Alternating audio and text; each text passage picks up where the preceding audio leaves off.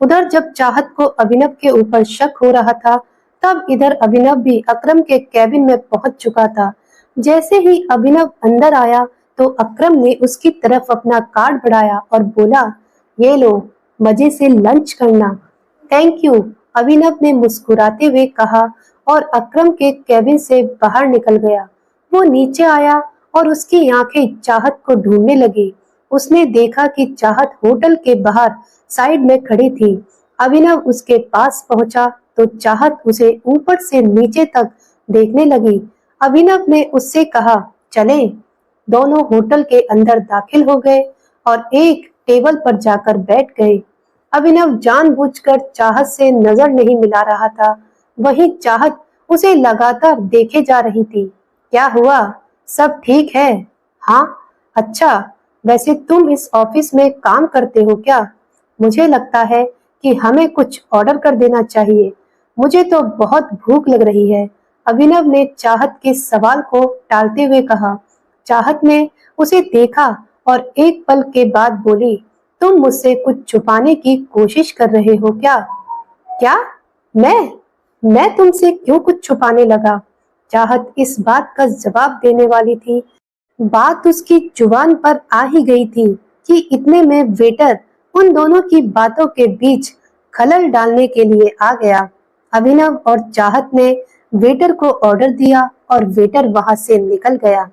लेकिन चाहत अपना सवाल भूली नहीं थी। उसने बात को घुमाते हुए पूछा, तो तुम क्या करते हो? मैं एके प्राइवेट लिमिटेड में एक छोटी सी नौकरी करता हूँ। अच्छा, ये तो अकरम जी की कंपनी है ना? अभिनव ने जवाब में हाँ में सर हिला दिया। इससे पहले कि चाहत आगे कोई सवाल करती, इतने में एक लड़का चाहत के बगल में आकर खड़ा हुआ और बोला, हेलो गॉर्जेस।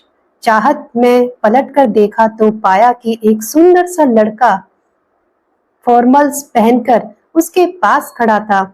जैसे ही उसकी नजर चाहत से मिली तो उसने कहा, यू आर सो ब्यूटीफुल। मैंने आने तो नहीं चाहता था, लेकिन मेरा मन नहीं माना। क्या मैं तुम्हें एक बढ़िया सी ट्रीट ऑफर कर सकता हूँ? उस लड़के ने कहा। उसकी आंखों में एक शरारत भरी मुस्कान नजर आ रही थी। चाहत उसकी नीयत समझ चुकी थी और अभिनव को भी ये समझ आ गया था कि वो किस नीयत के साथ यहाँ खड़ा था। ऐसे में उसने उस लड़के को टालने के लिए गंभीरता से कहा, तुम्हें नजर नहीं आ रहा है? वो पहले ही मेरे साथ डेट पर है। उस आदमी ने अभिनव की तरफ देखा और बोला, ओह अच्छा, मुझे तो लगा कि तुम इसके छोटे भाई हो। पर चलो, अब जब तुमने बता ही दिया है कि तुम इसके साथ डेट पर आए हो, तो मैं तुम्हें बहुत प्यार से कह रहा हूँ, निकल लो। यह सुनकर अभिनव को बुरा लगा, लेकिन उसने कुछ कहा नहीं। वो देखना चाहता था कि ये आदमी किस हद तक नीचे गिर सकता था। इतने में वो लड़का चाहत की तरफ पलटा और बोला, तुम इतनी सुंदर हो, तुम्हें देखकर लगता है कि तुम किसी वेल टू डू फैमिली से आती हो।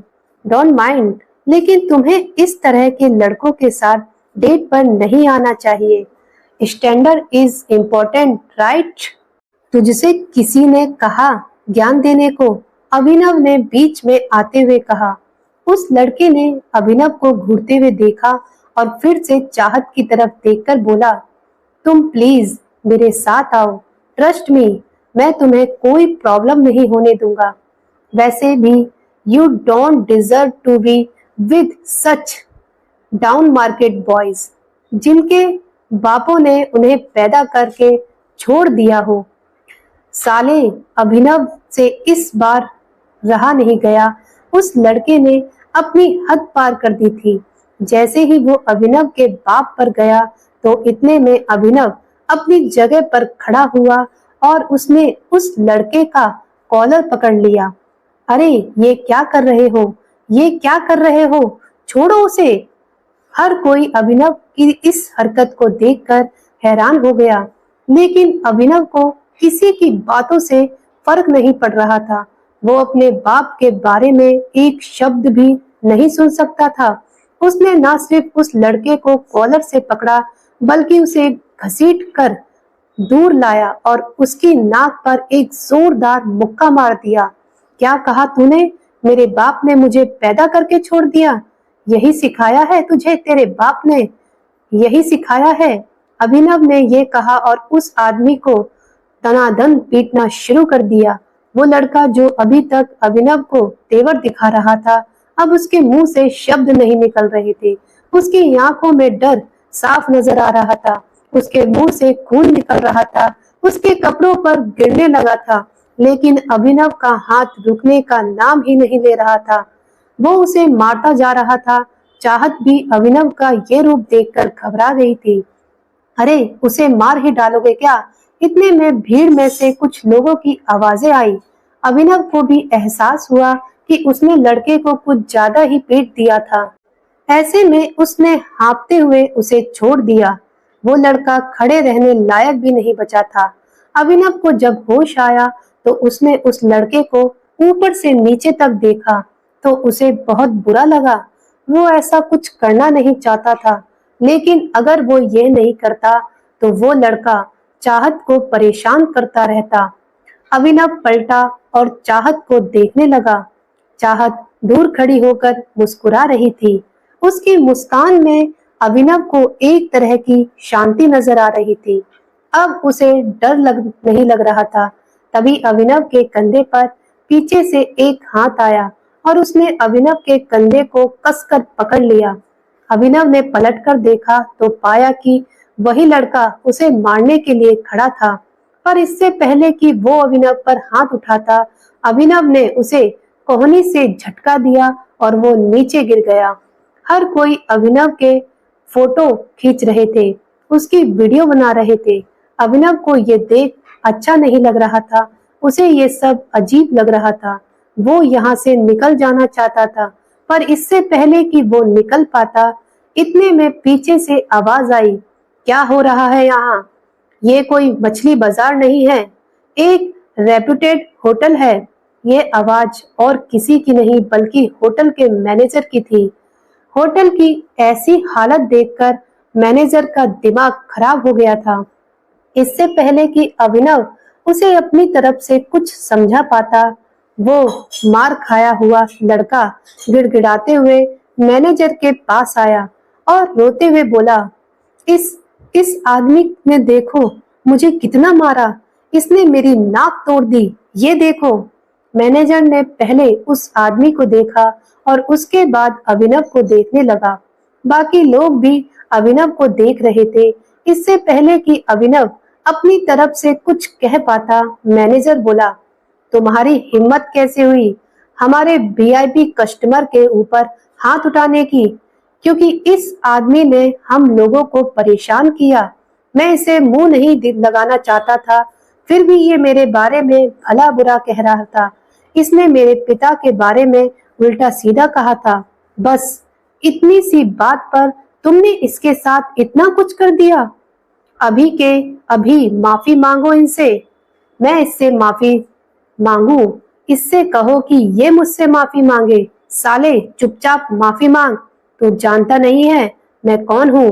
बिना माफी मांगे मैं तुझे इस होटल से बाहर भी नहीं निकलने दूंगा। उस आदमी ने कहा जिसे अभिनव ने मारा था। मामला बिगड़ता जा रहा था। अब इससे पहले कि बात आगे बढ़ती, चाहत बीच में आई और बोली, एक्चुअली गलती अभिनव की नहीं है, इस आदमी की है। इसने मुझे छेड़ने की कोशिश की। ये मुझसे गलत तरीके से बात कर रहा था। मैं और अभिनव साथ में लंच पर आए थे, पर ये आदमी। चाहत ने सारी बात मैनेजर और आसपास खड़े लोगों को बता दी। मैनेजर ने पलटकर उस लड़के को देखा और बोला, क्या ये सही है? उस लड़के ने कोई जवाब नहीं दिया। ऐसे में मैनेजर फिर से चाहत की तरफ पलटा और बोला, जो भी हो मैडम, पर इसे माफी तो मांगनी ही पड़ेगी। अभिनव समझ गया था कि मैनेजर उससे ऐसे क्यों बात कर रहा था। असल में वो अभिनव को उसके कपड़ों से जज कर रहा था। जब अभिनव को लगा कि उसके पास और कोई रास्ता नहीं है, तो उसने अपनी जेब से अकरम का कार्ड निकाला और मैनेजर की तरफ बढ़ाते हुए बोला, तुम्हें पता है मुझे ये कार्ड किसने दिया है? इस पर लिखा नाम पढ़ लो, उसके बाद तुम्हें समझ में आ जाएगा कि निष्पक्ष फैसला कैसे किया जाता है। हाँ, ये सही कर रहा है। भीड़ में से किसी ने अभिनव की बात का समर्थन करते हुए कहा। मैनेजर ने अभिनव से कार्ड लिया और उसे ध्यान से देखने लगा। जैसे ही उसने कार्ड पर लिखा नाम पढ़ा तो उसकी आंखें फटी की फटी रह गईं। वो पहले कार्ड को और फिर अभिनव को देखे जा रहा था। अगर अभिनव के पास अकरम का कार्ड था तो वो समझ गया था कि अभिनव अकरम का खास है। उसने अभिनव से कुछ बोलने की कोशिश भी की, लेकिन उसका मुंह ही नहीं खुला। अगर अकरम को इस बारे में पता चल जाता तो उसकी नौकरी जा सकती थी। जब अभिनव ने देखा कि मैनेजर के पास कुछ भी कहने को नहीं बचा है, तो उसने उस लड़के की तरफ देखकर कहा, और तू लड़कियों से बात करने से पहले अपनी माँ के पास जा और उनसे सीख कि लड़कियों की इज्जत कैसे की जाती है। इतना कहते ही अभिनव ने चाहत को अपने साथ लिया और वहां से निकल गया। दोनों गाड़ी में आकर बैठे गए थे, लेकिन कोई किसी से बात नहीं कर रहा था। जो कुछ भी हुआ उसके बाद अभिनव ये तो जानना चाहता था कि आखिर चाहत के दिमाग में क्या चल रहा था, लेकिन वो आगे से पूछकर उसे शक करने का मौका नहीं देना चाहता था। चाहत उसकी पहचान जानने के लिए हाथ धोकर उसके पीछे पड़ी हुई थी। अगर वो उसे जरा सा मौका देता तो वो लपकने में देर नहीं करती। अब अभिनव को भूख लग रही थी, लेकिन वो चाहत से खाने के बारे में भी बात नहीं कर सकता था। वैसे भी उसे भूखे रहने की आदत थी। बचपन से वो दिन में सिर्फ 2 बार खाना खाता था। उसने कई शामें तो बिना खाए भी गुजारी थी। पैसे आ जाने से अभिनव ने अपनी आदतें नहीं बदली थी। इधर चाहत भी बार बार उसे देख रही थी, और जब उससे रहा नहीं गया तो उसने पूछा, तुम ठीक हो? हाँ, सॉरी, मैंने तुम्हारा मूड और तुम्हारा लंच दोनों खराब कर दिए। तुम चाहो तो हम कहीं और चलकर खा सकते हैं। ठीक है, मुझे कोई दिक्कत नहीं है, मैं पूरे दिन फ्री हूँ। अभिनव ने उसकी बात सुनी और गाड़ी दूसरे होटल की तरफ मोड़ दी। कुछ देर के बाद उसने गाड़ी एक होटल के बाहर लगा दी। चाहत नीचे उतरी और उस होटल की तरफ देखने लगी। अभिनव ने ऊपर लगा बोर्ड देखा और उसके बाद चाहत के साथ अंदर दाखिल हो गया। अभिनव जानता था कि ये होटल दिग्पाल का था। दिग्पाल होटल के साथ साथ बहुत बड़ा माफिया ग्रुप भी चलाता था। जैसे माफिया वर्ल्ड में टाइगर का नाम बड़ा था, वैसे ही दिग्पाल का नाम भी काफी बड़ा था। जितनी दौलत और धंधे टाइगर के पास थे, उतने ही दिग्पाल के पास भी थे। कई मामलों में वो एक दूसरे के दुश्मन थे। अभिनव को ऐसा आभास हो रहा था कि शायद यहाँ उसकी दिग्पाल से मुलाकात हो सकती है। तो तुमने डिसाइड कर लिया कि तुम मुझे अपने बारे में कुछ नहीं बताने वाले हो? अभिनव के मन में जब ये सारे ख्याल चल रहे थे, तभी चाहत ने कहा। दोनों एक टेबल पर आकर बैठ चुके थे और वाइन पी रहे थे। अभिनव बोला बनते हुए, पूछा, किस बारे में? असल में वो समझ गया था कि चाहत के मन में ये शक की सुई क्यों घूम रही थी। उस दिन पार्टी में जब अकरम अभिनव को अलग से अपने साथ ले गया था, तब बाकी लोगों ने तो ये मान लिया था कि वो उसके ड्राइवर का बेटा था, लेकिन ये बात चाहत के गले नहीं उतरी थी। उसने कहा, कमाल है, तुमसे तो मैं तुम्हारे बारे में ही पूछूंगी ना। मेरे बारे में? मेरे बारे में मेरे पास बताने लायक कुछ नहीं है, अभिनव ने कहा और चाहत से बचने के लिए इधर उधर देखने लगा। तभी उसकी नजर कुछ लोगों पर पड़ी जो आपस में काफी गंभीर बातें कर रहे थे। उनमें से एक आदमी ने कहा, इस टाइम दिग्पाल बॉस का डंका सिर्फ गुड़गांव में ही नहीं, पूरे इंडिया में बज रहा है। हाँ, मार्केट से जैसे ही टाइगर गायब हुआ, वैसे ही टाइगर का नाम भी गायब हो गया। ये सुनते ही अभिनव पलटकर उस आदमी को देखने लगा जो ये बात कह रहा था। उसे समझ नहीं आ रहा था कि आखिर वो टाइगर के बारे में इस तरह की बातें क्यों कर रहा था। बताओ ना अभिनव, तुम मुझसे क्या छुपा रहे हो? चाहत ने पूछा। तभी उन लोगों में से एक ने कहा, नहीं, टाइगर अभी गया नहीं है, टाइगर जिंदा है। अगर वो जल्दी ही लौट कर आएगा। मैंने तुमसे कहा था ना जॉनी, इतनी मत पिया करो कि संभाली ना जाए। कुछ भी बकवास कर रहे हो। बकवास? हा हा हा हा, बकवास तो तुम कर रहे हो। टाइगर का कंपैरिजन दिखपाल से, विस्की और देसी शराब का क्या मैच। मैं कह रहा हूँ टाइगर जिंदा है and he will return soon. Johnny नाम के इस आदमी की बात सुनकर अभिनव के रोंगटे खड़े हो गए थे। वो ये जानना चाहता था कि जॉनी मन से फेंक रहा है या उसके पास सच में कोई जानकारी थी। जब अभिनव उन लोगों की बातों को ध्यान से सुन रहा था, तब इधर चाहत भी उसे देख रही थी। चाहत भी अब अभिनव की ही तरह उन लोगों की बातें सुनने लगी। जब उसके कान में उसकी बातें पड़ी, तो वो धीरे से हंसते हुए बोली, क्या डेयरिंग है यार इन लोगों की। दिखपाल के होटल में बैठकर टाइगर की बातें कर रहे हैं। या तो इन्हें शराब चढ़ गई है या फिर सच में इनमें बहुत हिम्मत है। इतना कहकर चाहत फिर से अपनी कुर्सी पर आराम से बैठ गई थी, लेकिन अभिनव अभी भी उनकी बातें सुन रहा था। चाहत लगातार अभिनव को देखे जा रही थी। उसे न जाने क्यों ये आभास हो रहा था कि अभिनव उससे कुछ छुपा रहा है। वो औरों की तरह अभिनव के कपड़े नहीं देख रही थी, बल्कि उसकी नजर उसके चेहरे पर थी। उसकी आंखें, उसके बाल और उसकी त्वचा देखकर चाहत को ऐसा लग रहा था कि अभिनव किसी बड़े परिवार का वारिस था और वो इसी चीज को छुपाने की कोशिश कर रहा था। लेकिन चाहत ने इस बारे में उससे आगे बात नहीं की। टाइगर सबसे बेस्ट है। इंडिया में तो क्या, आउट ऑफ इंडिया भी कोई उसका मुकाबला नहीं कर सकता। दिखपाल तो दूर दूर तक नहीं, जॉनी ने कहा। उसके मुंह से ये सुनते ही एक आदमी ने जॉनी के मुंह पर अपना हाथ रखा और बोला, तुम्हारा टाइगर को लेकर जो ये प्यार है ना, ये तुम्हारी जान ले लेगा प्यारे। जैसे ही दूर बैठे अभिनव ने ये सुना, तो उसके चेहरे पर मुस्कान आ गई। इतने में तीसरे आदमी ने कहा, यार ये जॉनी हमें मरवा देगा। मुझे लगता है हमें यहाँ से निकल जाना चाहिए। तभी अभिनव की नजर एक काले सूट पहने आदमी पर पड़ी। उसने आंखों पर चश्मा लगा रखा था और काफी देर से उन तीनों को देख रहा था। जैसे ही वो तीनों अपनी जगह से उठकर वहां से बाहर निकले, वो आदमी भी उनके पीछे पीछे जाने लगा। जब वो अभिनव के बगल से निकला, तो अभिनव ने देखा कि उसके पास एक बंदूक थी। अभिनव को ये समझ में देर नहीं लगी कि वो दिखपाल का आदमी था।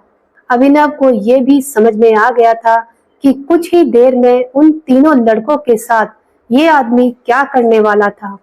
जब अभिनव अपने ही ख्यालों में खोया हुआ था, तभी चाहत ने चिल्लाते हुए कहा और उसे उसके ख्याल से बाहर निकाल दिया। अभिनव ने उसे देखा और बोला, क्या कह रही थी तुम? तुम मेरी दोस्त से झूठ बोल रहे हो। कौन सी दोस्त? अनन्या, चाहत ने जोर देते हुए कहा। अभिनव को एहसास हुआ कि उससे गड़बड़ हो गई थी। फिर भी उसने बात संभालने की कोशिश करते हुए कहा, नहीं, ऐसा कुछ नहीं है। मैं क्यों उससे झूठ बोलने लगा? और हाँ चाहत, मुझे अभी निकलना होगा, एक जरूरी मीटिंग है। मुझे उसके लिए जाना है। और फिर तुम्हें तो पता ही है, मैं अनन्या का पति हूँ। अगर घर पहुंचने में जरा भी देर हो गई तो वो मेरी जान ले लेगी। वैसे भी वो मेरे ऊपर बहुत शक करती है। हा हा हा हा, शक? तुम्हारे ऊपर? वो तुम्हें पसंद तक नहीं करती। उसके दिमाग में तुम्हारा ख्याल भी नहीं आता है। तो फिर वो तुम्हारे ऊपर शक क्यों करने लगी? हाँ जानता हूँ, फिर भी अभी मुझे जाना होगा। क्या मैं तुम्हें घर छोड़ दूं?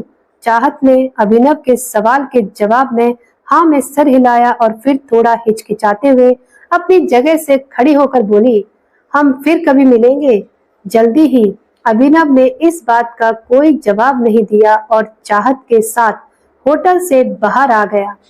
जब वो बाहर निकला तो उसने देखा कि जॉनी और उसके साथी पीछे की तरफ भाग रहे थे। अभिनव को ये सब ठीक नहीं लग रहा था। उसने चाहत से पूछा, तुम्हारा घर कहाँ है? अभिनव की आंखें आगे भी थी और पीछे भी। चाहत ने कहा, मुझे बस यहीं पास ही उतार दो। मुझे वहां एक छोटा सा काम है, मैं वहीं से निकल जाऊंगी। अभिनव ने राहत की सांस ली। चाहत उसका ज्यादा टाइम नहीं लेने वाली थी और वो लोग वहां से निकल गए। वहां पहुंचकर उसने तुरंत गाड़ी रोका और दरवाजा खोल दिया। चाहत को समझ नहीं आ रहा था कि उसे इतनी जल्दी क्या थी।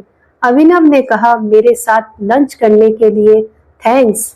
ये बात उसके दिल से निकली थी। अगर चाहत उसे अपने साथ नहीं लाती तो वो इन लोगों को कभी नहीं देख पाता। चाहत ने भी मुस्कुराते हुए कहा, फिर मिलेंगे, और वो हाथ हिलाते हुए वहां से निकल गई। उसके जाते ही अभिनव ने फिर से पीछे देखा। उसने पाया कि वो लोग काफी दूर निकल गए थे। उन तक पहुंचने के लिए उसे यू टर्न लेना था, लेकिन यू टर्न बहुत आगे था। ऐसे में अभिनव ने रिवर्स गियर डाला और गाड़ी को जितना तेजी से हो सकता था उतना तेजी से पीछे की तरफ दौड़ाने लगा। वो अक्सर अपने पिता को गाड़ी ऐसे ही पीछे की तरफ दौड़ाते हुए देखता था। तब उसे समझ नहीं आता था कि उसके पिता ये क्या कर रहे हैं। अब उसे महसूस हो रहा था कि उसके पिता उसे आज के लिए तैयार कर रहे थे। अभिनव पीछे चलाता जा रहा था। आसपास से काफी सारी गाड़ियां निकलती जा रही थी। अभिनव बहुत ध्यान और तेजी के साथ उन लोगों की तरफ बढ़ता जा रहा था। इस बीच एक गाड़ी से वो टकराने ही वाला था कि इतने में उसने ब्रेक लगाया और गाड़ी को आधा घुमा दिया। साले, पागल है क्या? दूसरे आदमी ने चिल्लाते हुए कहा। अभिनव ने बस अपना कान पकड़ लिया और फिर से गाड़ी को रिवर्स ले जाने लगा। कुछ ही देर बाद जब अंधेरा होने लगा तब अभिनव की गाड़ी उन लोगों के पास जाकर खड़ी हो गई थी जो एक आदमी को घेर कर खड़े थे। उन लोगों के पास पहुंचने पर अभिनव को पता चला कि वो लोग उस लड़के को मार रहे थे। रुको! इतने में अभिनव ने चिल्लाते हुए कहा। उसकी आवाज सुनकर सभी रुक गए और पलटकर देखने लगे। अभिनव एक कदम उनके पास आया और बोला, क्यों उस बेचारे को मार रहे हो? तुमसे मतलब है, तभी तो यहाँ खड़ा हूँ। अगर जिंदगी में आगे भी खड़ा ही रहना चाहता है तो चुपचाप यहाँ से चला जा, वरना इसकी तरह लंबा कर दूंगा। एक हट्टे कट्टे से आदमी ने अभिनव को घूरते हुए देखा और कहा। यह सुन अभिनव को हंसी आ गई। उसने कहा, अरे, ये लाइन तो मैं तुझे बोलने वाला था। तूने मेरी लाइन चुराई। अब तू और ज्यादा मार खाएगा। अभिनव के मुंह से ये बात सुनकर उन लोगों को और ज्यादा गुस्सा आ गया। उन लोगों का लीडर आगे आया और बोला, क्यों हीरो बन रहा है? जानता नहीं गुड़गांव में ये हीरोगिरी काम नहीं आती। चुपचाप चला जा, वरना बेकार ही हमें एक की जगह दो कब्रें खोदनी पड़ेगी। अभिनव ने इस बात का कोई जवाब नहीं दिया। वो बस उन लोगों की तरफ देख रहा था और उनकी गिनती कर रहा था। इतने में उसने एक लड़के से कहा, भाई जरा पीछे हो ना। वो लड़का पीछे हटा तो आखिर में अभिनव ने अपनी गिनती पूरी कर कहा, आपने कब्रिस्तान वाले को फोन करके बोल दो कि वो 2 नहीं 20 कब्रें खोद कर रखे।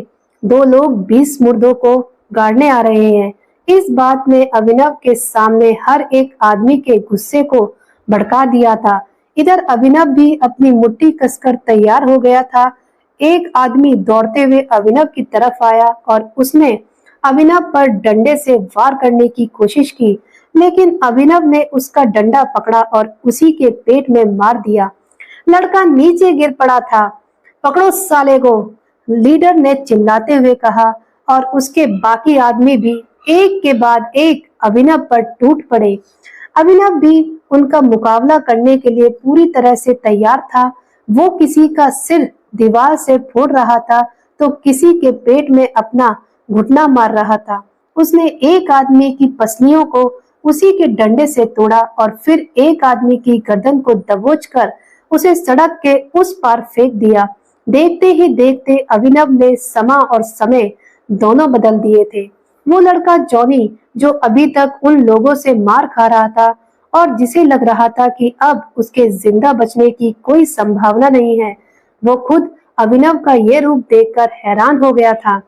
उसके लिए अभिनव भगवान से कम नहीं था। जब अभिनव ने उनके लीडर को भी मार मार कर अधमरा कर दिया, तो वो दर्द के मारे कराहते हुए बोला, कौन हो तुम? अभिनव ने उसे कोई जवाब नहीं दिया। वो बस उसकी आंखों में देख रहा था। वो आदमी जवाब जानने के लिए बेताब हुआ जा रहा था, लेकिन इससे पहले कि अभिनव उसे कोई जवाब देता, वो खुद ही नीचे गिर गया था। उसकी आंखें बंद हो गई थी और उसने हिलना डुलना बंद कर दिया था। उसे इस हाल में देख अभिनव के चेहरे पर मुस्कान आ गई थी। इधर जॉनी का मुंह खुला का खुला रह गया था।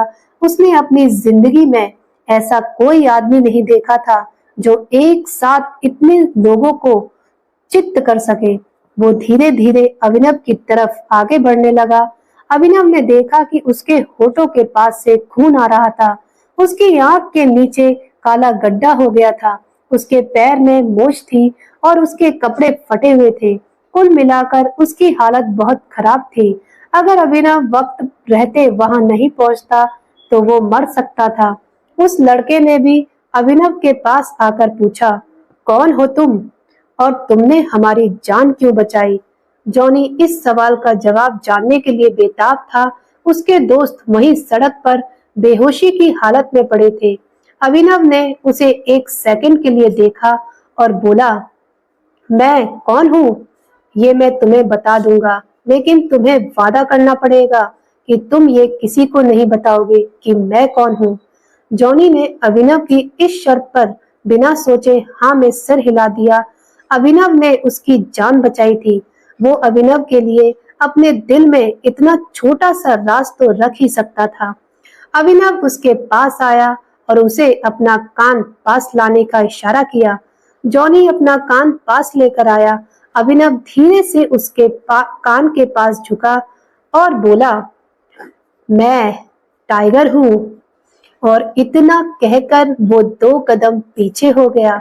जॉनी ने जब ये बात सुनी तो उसकी आंखें फटी की फटी रह गई थी। वो बिना पलक झपकाए अभिनव को देख रहा था।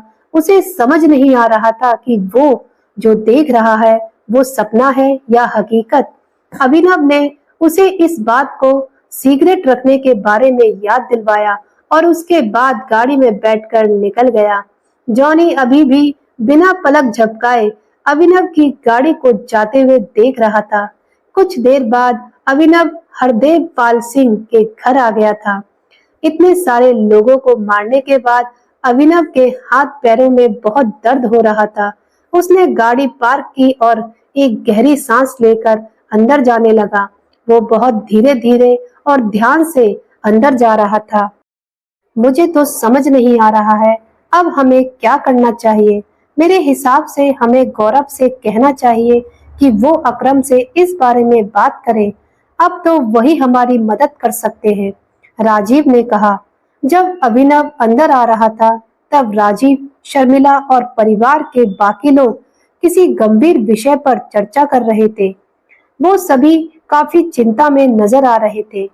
जब तक हमें किंग कॉर्पोरेशन का सपोर्ट नहीं मिलेगा तब तक हमारा काम नहीं हो पाएगा। मुझे लगता है हमें फॉक्स ग्रीन होल्डिंग से सपोर्ट लेना चाहिए, शर्मिला ने भी अपनी तरफ से सुझाव देते हुए कहा। मम्मा, आप कैसी बातें कर रही हो? ये दोनों कंपनीज टाइगर चलाता है और हम जैसे लोग टाइगर से सीधा जाकर नहीं मिल सकते हैं। आज तक जब उसे किसी ने देखा ही नहीं तो हम कैसे उससे मिल पाएंगे? अनन्या ने कहा। यह सुनकर शर्मिला बोली, शायद चिराग इस काम में हमारी मदद कर सकता है। मैं एक काम करती हूँ, तुम्हारी और चिराग की शादी फिक्स करवा देती हूँ। वैसे भी इस अभिनव ने हमें दिया ही क्या है। ठीक इसी वक्त अभिनव घर के अंदर दाखिल हो गया था। उसे पूरी बात तो समझ नहीं आ रही थी, लेकिन जितना उसने सुना, उसे सुनकर उसे लगा कि अनन्या की कंपनी किसी बड़ी मुसीबत में फंसी हुई थी। नमस्ते, अभिनव ने अपने चेहरे पर मुस्कान लाते हुए कहा। वो भले ही कितना भी थका हुआ था, लेकिन वो इन लोगों को पता नहीं चलने देता था कि वो क्या करके आया है। जैसे ही अभिनव ने चहकते हुए नमस्ते किया, तो शर्मिला, अनन्या और राजीव उसे देखने लगे। उनकी आंखों में एक अजीब सा गुस्सा था। अभिनव उनकी आंखें देख हैरान हो गया। अभिनव को ये तो नहीं लग रहा था कि वो लोग मुस्कुराते हुए उसका स्वागत करेंगे, लेकिन आज जिस तरह का गुस्सा उनकी आंखों में नजर आ रहा था, उसे देखकर अभिनव को कुछ अजीब लग रहा था। अब आगे क्या होने वाला था? आखिर क्यों सब लोग अभिनव से गुस्सा थे और किस परेशानी में फंसे थे? अनन्या, क्या अभिनव उसकी परेशानी का हल कर पाएगा? दोस्तों, आगे की कहानी पढ़ने और सुनने के लिए जुड़े रहिए आपके अपने चैनल डीएल हिंदी स्टोरी पर। अब मिलते हैं अगली वीडियो में अगले एपिसोड के साथ। तब तक के लिए आप सभी का बहुत बहुत धन्यवाद। वीडियो अच्छी लगे तो वीडियो को लाइक जरूर करें।